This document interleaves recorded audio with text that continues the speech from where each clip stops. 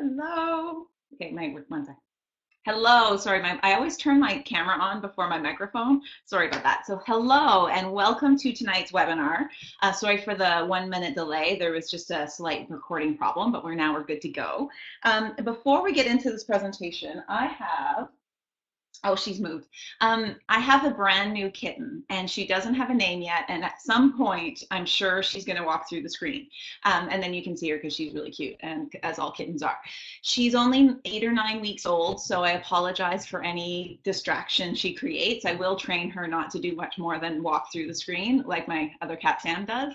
But today I can't guarantee what she's going to do. So thank you for your patience ahead of time. So today we're going to be talking about the fallacy of the math of nutrition. And the math of nutrition, how many carbs, fats, and proteins somebody needs, how many calories somebody needs, is a pet peeve of mine. And so we're going to be talking about why it's a pet peeve and how to free ourselves from it. If you have any questions or concerns or anything, just click on the chat button and type them in there. So any questions that you have, I'm going to answer all of them at the end. So type them as we go, and any comments or concerns. I'm just going to grab my pen from her. No, she's making a lot of noise. Okay, so now I'm back. Oh, hello, Kathy. I'm so glad that all of you have made it. There is a lot of keeners on tonight, so obviously this is a presentation that we all want to hear. So I'm glad to see that. So what we're going to be talking about today is what the math of nutrition, what is it, and what are calories. We are going to look at when it's needed. As all things, there is a time and a place for everything. So we're going to talk about what that time and what that place is. What are some symptoms of ignoring the body? So what happens when we don't pay attention to what our body wants and stay here in our thinky brain and rationalize everything? And then, of course, we're going to talk about the real hands-on good stuff, which is how to find freedom in it. Trish, you can't hear anything. That's everybody else can hear. Can somebody else type to see if they can hear me? Trish, if you want to, I'm just going to type it in. Just leave and come back. That might work. Is anybody who can hear me, just let me know. I just want to make sure that the sound is working. Okay, Anne is typing, so that means somebody knows that I'm saying something. That's good. So thank you so much. Wonderful. So hopefully, Trish, that you can log back in and come back and get some sound. So for those of you who are new to my webinars, I do a monthly free webinar, and my name is Lisa Kilgore, and I'm a registered holistic nutritionist, and I've been that for 10 years. Here she is. She's just come up to wreak some havoc. And this is my new kitten. Isn't she adorable? She doesn't have a name yet, so if you have any name ideas, I'm really open to it because she's just little Miss No Name right now.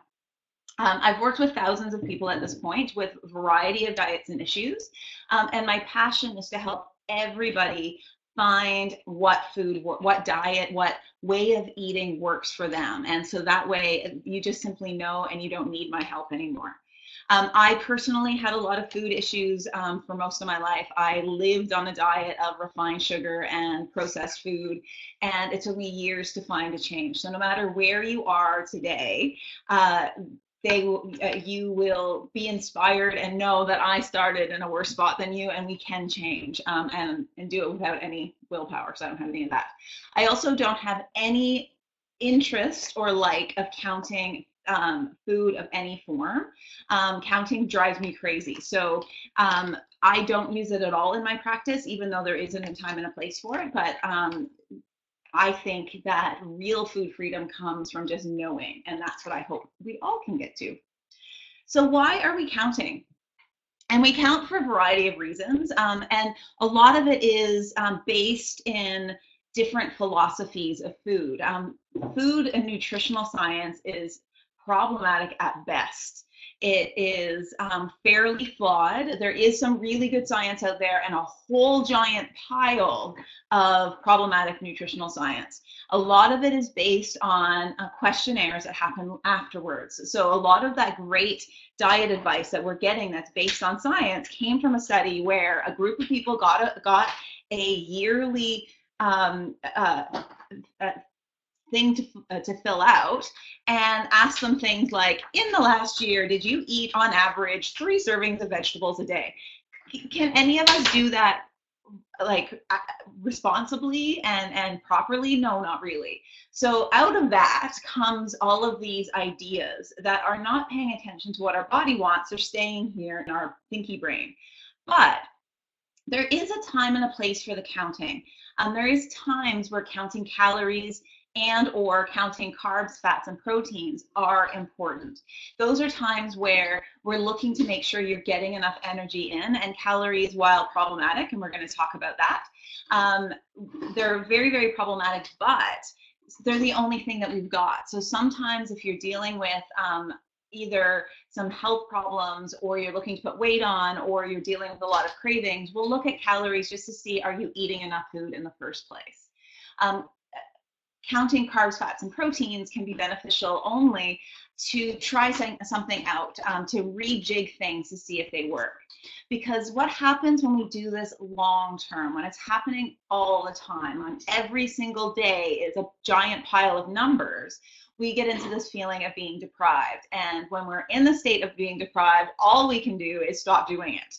And so we have this memory, maybe we felt really good, maybe we lost some weight, but now we're back to our old life. And that old life is extra strong because we felt so deprived for so long. And right now, most of what we're counting are the macronutrients. So macronutrients are the big guys: carbs, fats, and proteins. So that triangle of food is what we call macronutrients. And what's really popular right now is called counting your macros. And I actually was getting my hair done earlier today, and one of the stylists there was on a macros diet. And it usually involves different percentages. So right now it's usually the 30-30-40, which is 30% protein, 30% fat, and 40% carbs. But even just 10 or 15 years ago, it was 20-20-60 of 20% protein, 20% fat, and 60% carbs.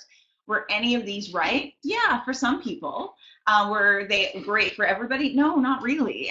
And this is where we are getting to. We're getting to this place where we're always going by different food ideas and different food trends, because food is fashionable. We have all of these different ideas of what healthy eating is, and it's usually right, kind of, for a period of time, but then later it seems kind of ridiculous.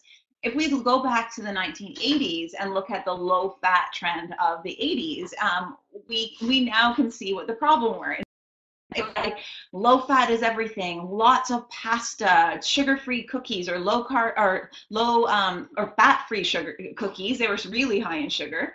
And now, because we have hindsight, we can look back and wow, that caused diabetes and obesity and heart disease, all because we were wrong in the mix. Today, it's protein is the best. And is that better?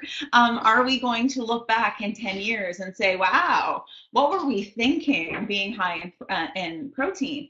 Now it's shifting again to high fat diets, which is the ketogenic diet. And again, this is being touted as the perfect diet for everybody. I heard a woman who promotes it through a multi-level marketing company call it the diet of the future. And it comes with problems. And we just have to keep in mind that food is fashionable. And as a general statement for human beings who are trying to feed and fuel their body well, fad diets just don't work.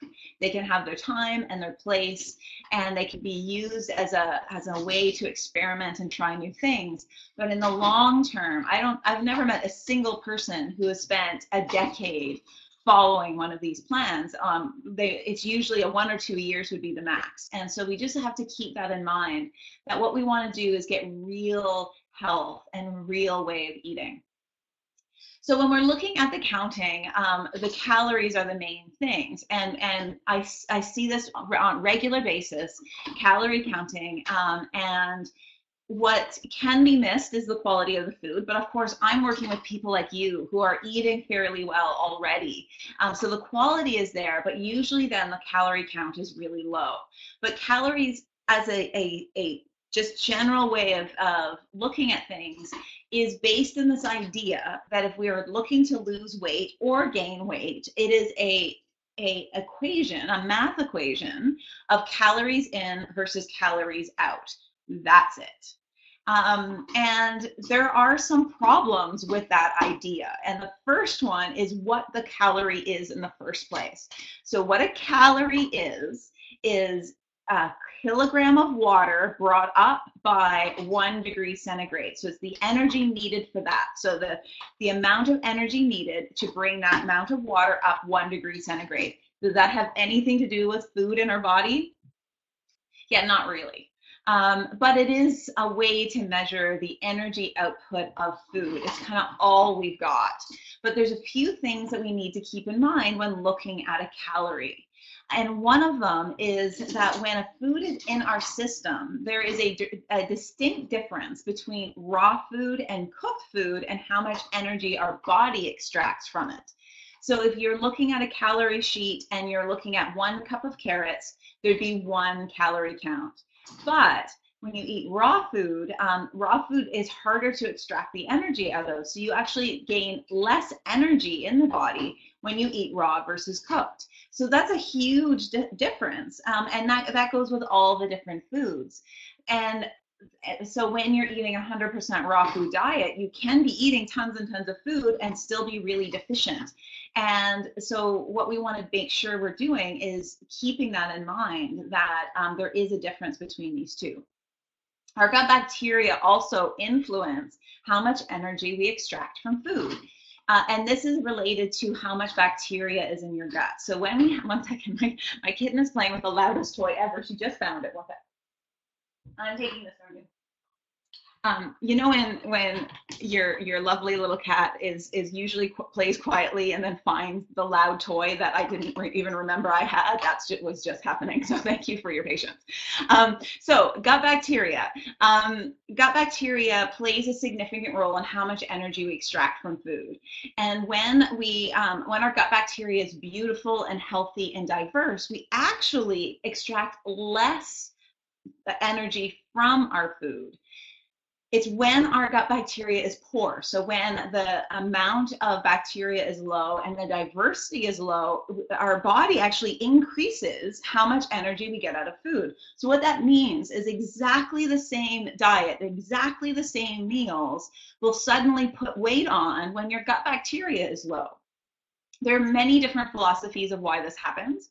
The one that makes the most sense to me is that in the past, having low gut bacteria usually meant either an infection or the food there's a scarcity of food. So we are in a state of low amounts of food. We were in a starving state. And so that was a trigger of like, oh, our gut bacteria is low. We need to make sure we get the most out of everything.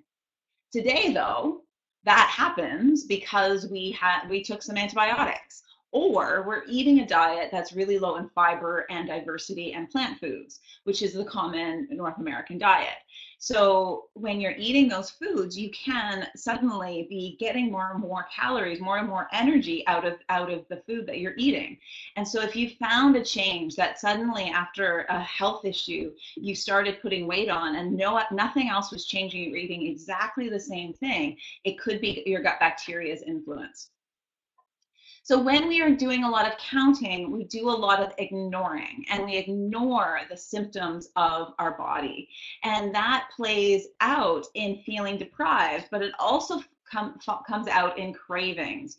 Cravings for things like chocolate and sugar. Sugar, especially if you're not taking in enough food, if you're in this constant state of low calories or low energy input, sugar cravings get huge.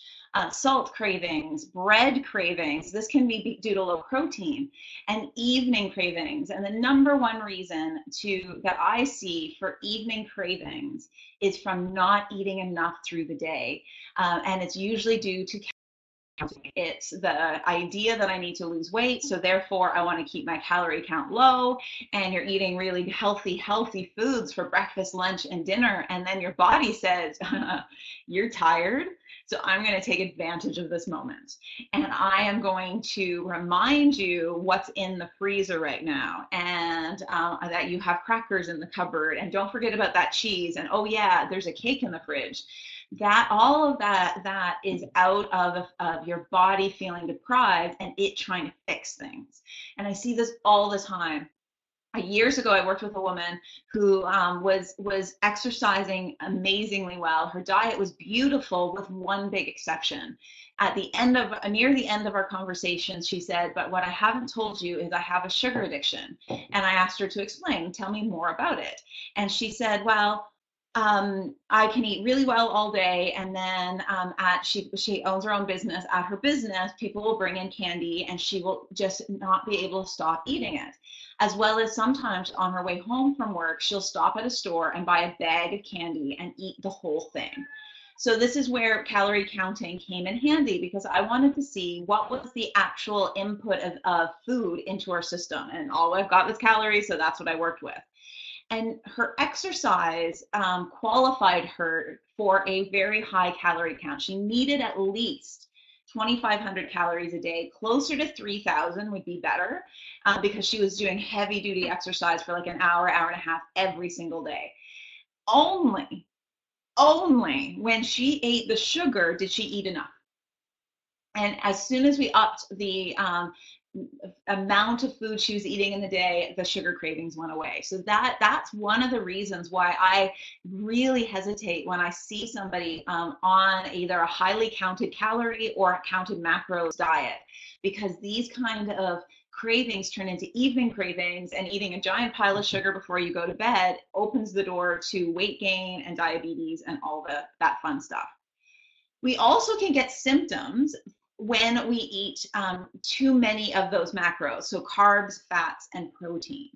Too many carbs is what we saw in the 1980s. And what did it lead to? It led to major blood sugar problems that can turn into type 2 diabetes. It led to obesity, and it led to heart disease. All of those spiked around the time we are told to eat less fat and put into its place carbohydrates.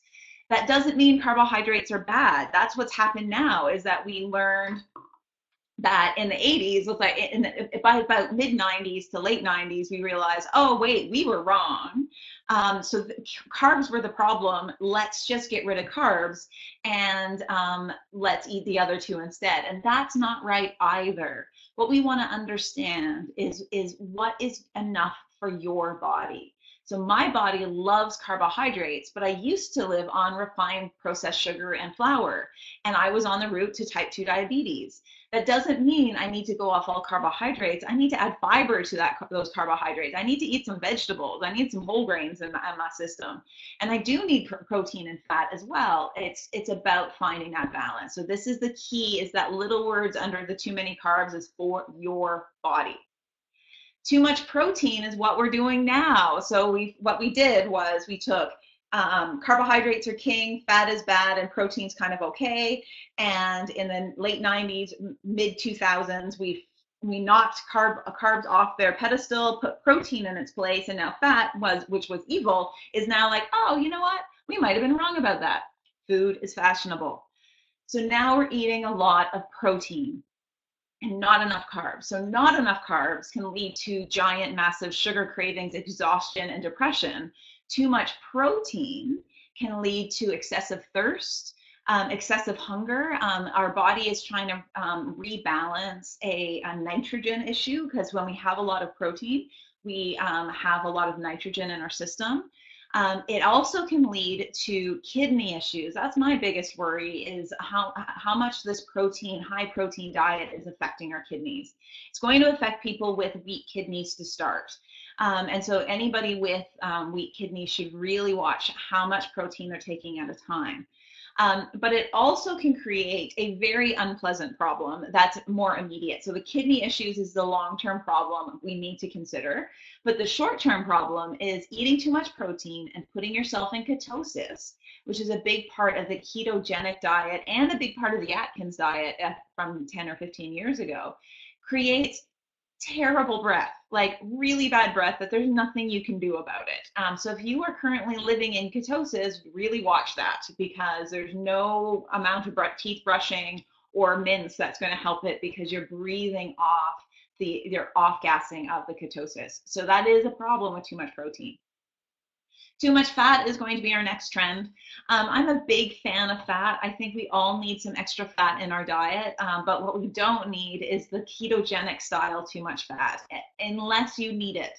This is a medicinal diet that is very effective for epilepsy and well proven for things like very aggressive brain tumors. If I was diagnosed with cancer, it would be something I would consider. If I was diagnosed with glioblastoma, which is what the research is on, I would jump on this method of eating. But as a general way of eating for all of us, it's not what our body naturally does.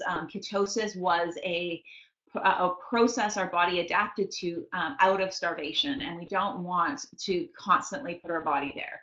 So too much fat can lead to a few different problems as well. So you're going to get that bad breath issue from being in ketosis, but you also can have a nutrient problem. So fats are full of really good healthy things, but they're not really high in vitamins and minerals, and they're really not high in antioxidants and phytonutrients and fiber especially.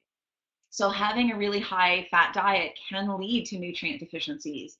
The people who've been put on the ketogenic diet for epilepsy were constantly followed by dietitians to make sure that their diet was nutritionally sound, because it's hard to do. You also can lead to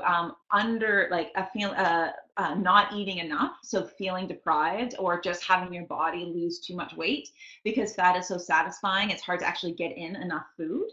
And then the last one is when we have too much fat, it can actually lower our gut bacteria. And that leads to that problem we talked about a handful of slides ago, which is too little bacteria equals our body is taking more energy out of food. And healthy fat simply doesn't add help with that gut bacteria very well. Some healthy fats do help with the environment, but they're not directly feeding our gut bacteria, so it can lead to low levels of bacteria. So let's end with the 7 steps to finding food freedom. So I'm going to take you step by step on how to reconnect your head to your body and find this balance again, so you simply know how to eat and you know what your body wants. And the first step is simply to stop this whole dieting and counting thing. And I know it's easier said than done. It's wean yourself off it. See when it's helpful for you, but when it's harmful. What counting does more than anything is it keeps you here in this rational space of your thinky brain, where you're thinking through things instead of feeling, what do I want today? What does my body look for? So it's a good thing to stop as immediately as possible, while also being kind to yourself. And this can be, you're kind to yourself on the speed in which you release these patterns. It can be the kindness to cravings and feeling kind of out of control. A lot of the times with cravings, we can really be hard on ourselves. I really shouldn't eat this. I should have more willpower. It's a giant pile of shoulds. And cravings are simply a conversation your body is having, asking for something in particular. And learning its language is how to get some freedom from your cravings.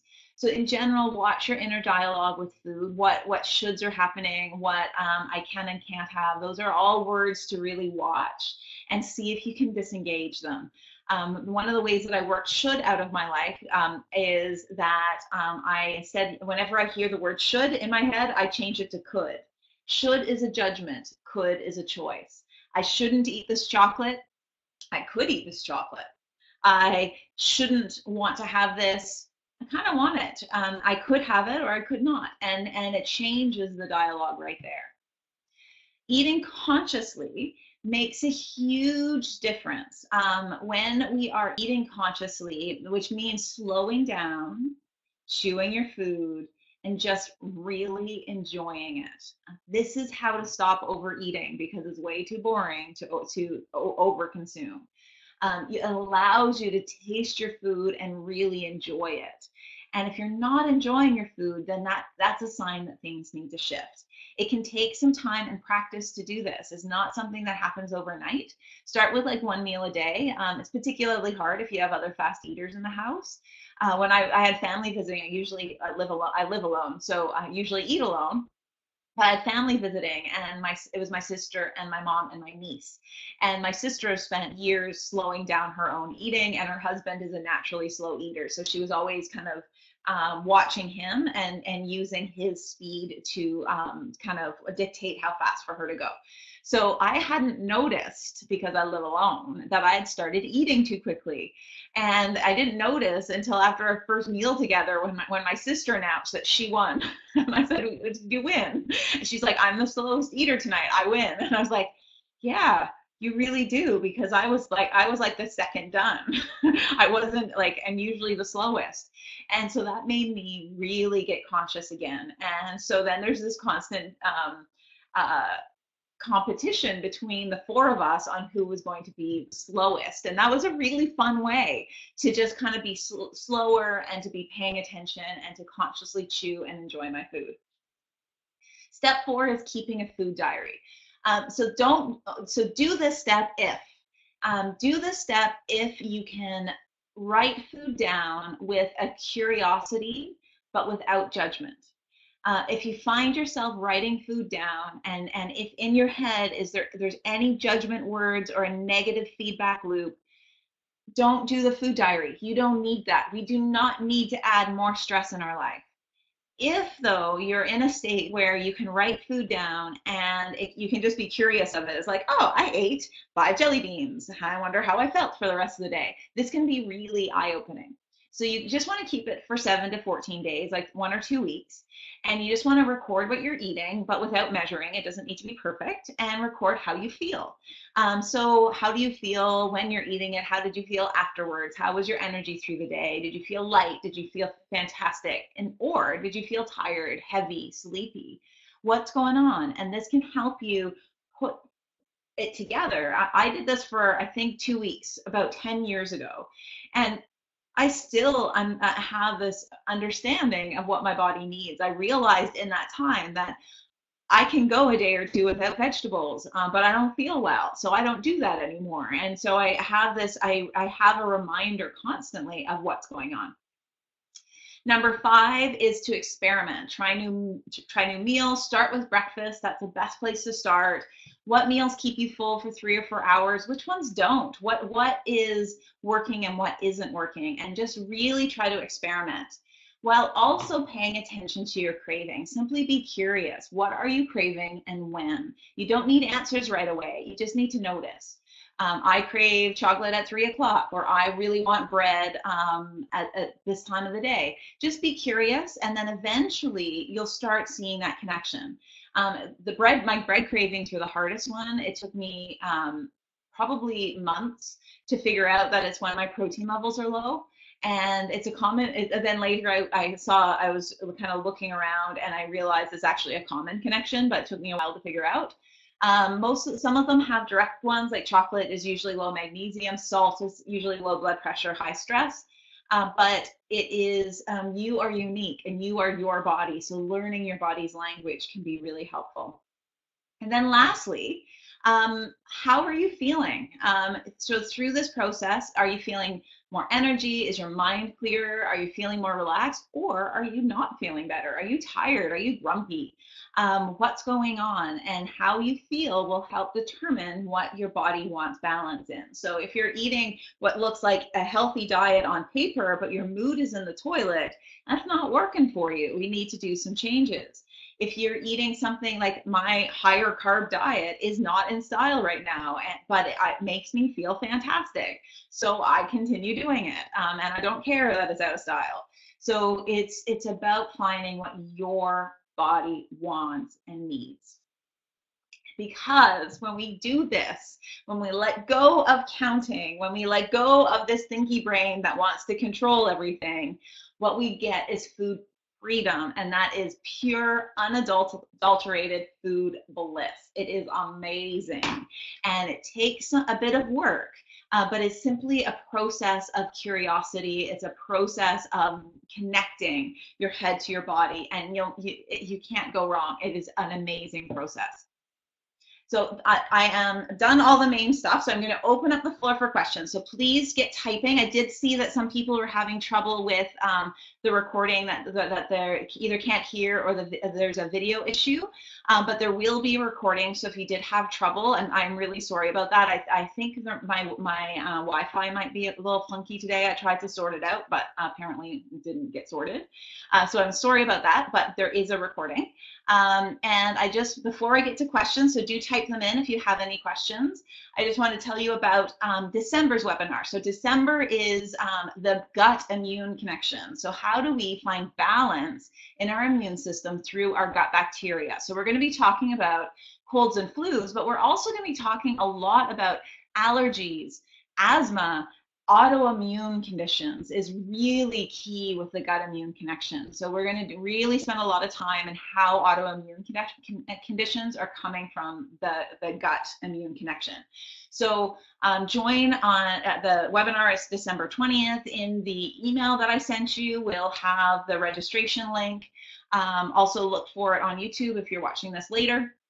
But I'm going to go through all of that. And then next year, I am going to continue this webinar series. So please don't hesitate to let me know what you want to hear about. I already know what the first one up is, the sugar cravings, what the 5 causes of sugar cravings.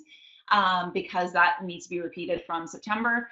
And let me know if there's anything you want repeated or if there's any topics that you'd like to hear. You can send me an email, lisa@lisakilgore.com, or you can find it through my website, lisakilgore.com. I'd love to hear what you're looking for because that will directly influence what I do.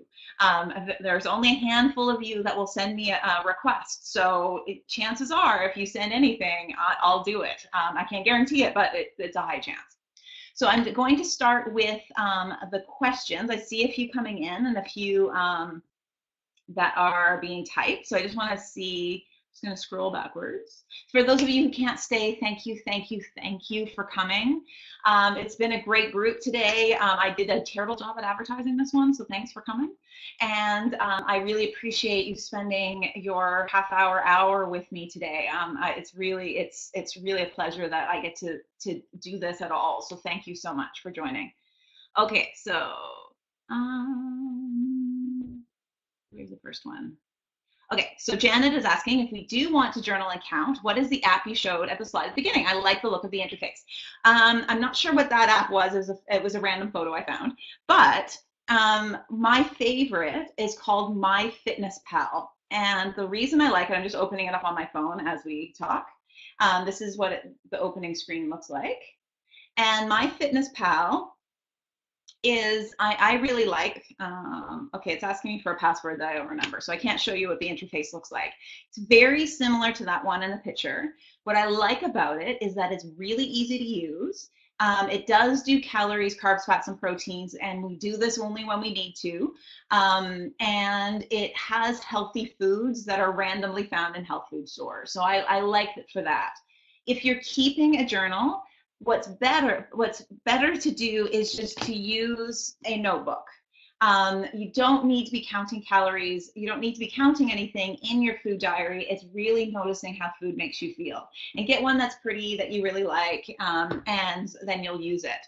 The time to use something like MyFitnessPal is if you think that you may be having most of you are eating too little, too few calories, or possibly too much. And everybody is a little different, but you need a minimum of 1,500, and that is if you're totally sedentary. So if you're less than that, you're creating deficiencies.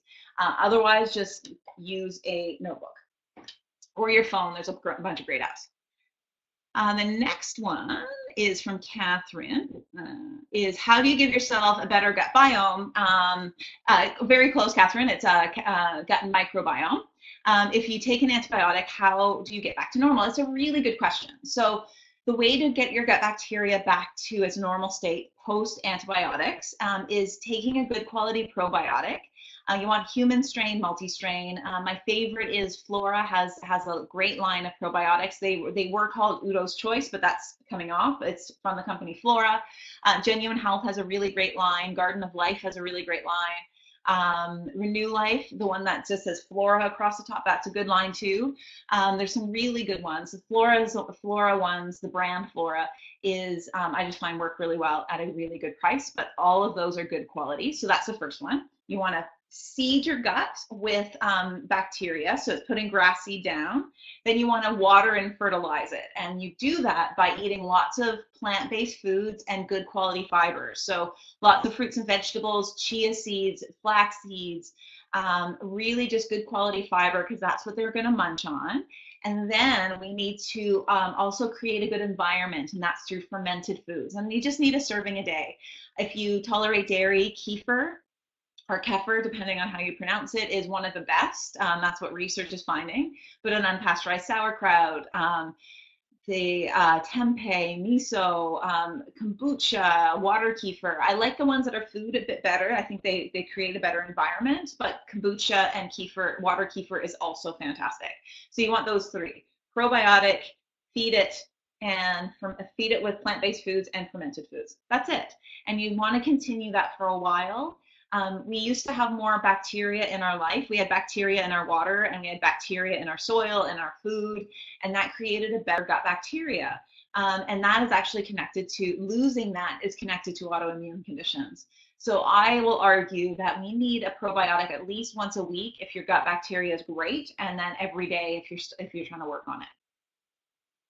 So the next one is from Kathy. Oh, there's some, I'm so sorry for any issues that you guys had. I hope the recording worked out well. If not, I'll repeat this so we can get a good recording. Jen is saying I used MFP. Is that the probiotic MFP? I'm not sure if I'm familiar with that. So Janet, if you want to just confirm what that one is. There's a few more. Oh, MyFitnessPal. Yes, sometimes I don't always get the obvious. So yes, MyFitnessPal is it does work. So if you've used it before, that's great, because it's the best one I found so far. There has been a lot more on the market, and I haven't tried them, A, because I don't use them very much, and B, MyFitnessPal just works. So I can't say I'm up on all of the different apps that are out there. Kathy is saying fruits and pre-diabetes. Is there a limit to how much fruit to eat? Good question. So this goes back to the slide that had the too many carbs for your body. So when you're dealing with pre-diabetes, that's a sign that your body's not tolerating carbohydrates as well as it used to. And making sure that your carbohydrates always come with fiber, so fruit, not fruit juice. And then a study looked at diabetics and fruit, and because for years fruit was said don't have it if you have diabetes, and that just leads to other sugar cravings. And so what they did is they took two groups of people. One group just followed the normal diabetic association diet, and the other group got 4 servings of fruit a day, 4. And the group with the fruit had lower blood sugar. I think it's because they had their sweet tastes were being dealt with, so they didn't feel the need to eat other sugars. But your body is going to be unique, Kathy. So start with, I usually like 1 or 2 pieces of fruit if you're dealing with pre-diabetes. See how that affects your body. Berries don't usually count because they're so low in sugar. And then see how your body tolerates it. So if you're getting low blood sugars, if in the window of 3 or 4 hours you're getting lows, that means your carbohydrates need to be balanced a bit. Adding some protein can help really well with pre-diabetic conditions. And for what kinds of foods to eat for high blood pressure, that's a great question, Kathy. There isn't a real direct, this works for high blood pressure. Sometimes food allergies can be playing out. Stress is a big deal. So foods that help lower blood pressure are foods that help reduce stress. Things like green tea, which is high in L-theanine. Some high fiber carbohydrates, which can bring the mood up and reduce stress. But there isn't, unfortunately, it's not a food prescription that can work for high blood pressure, because it's usually a stress state that creates high blood pressure. So sorry, it can't be an easier answer. So that's all the questions for tonight. I'm going to stick around for a few more minutes in case any more come in. I will stop the video and the recording though. So those of you who are watching the recording, thanks so much for taking the time to watch it. Those of you who are here live, thank you so much for coming and putting in your questions and just kind of making this event really fun. I hope to see you at the next webinar, and do sign up even if you just want the recording. And I will see you soon in just a few weeks. Bye, everyone.